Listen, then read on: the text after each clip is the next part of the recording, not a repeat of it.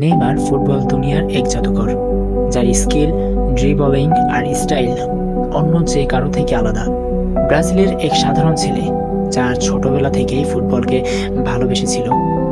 মাত্র 17 বছর বয়সে সান্তোসের হয়ে ডেবিউ করে পুরো বিশ্বকে তাক লাগিয়ে দেয়।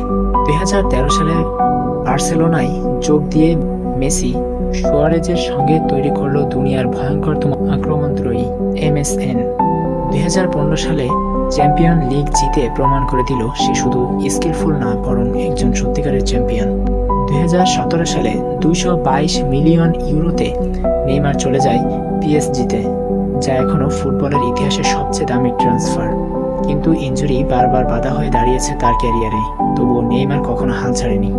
সে শুধু একজন প্লেয়ার না, ব্রাজিলের স্বপ্ন। তার পায়ে এখনও অনেক জাদু বাকি। নেইমারকে আপনি কিভাবে দেখেন? একজন লিজেন্ড নাকি অপূর্ণ সম্ভাবনা? কমেন্টে জানান।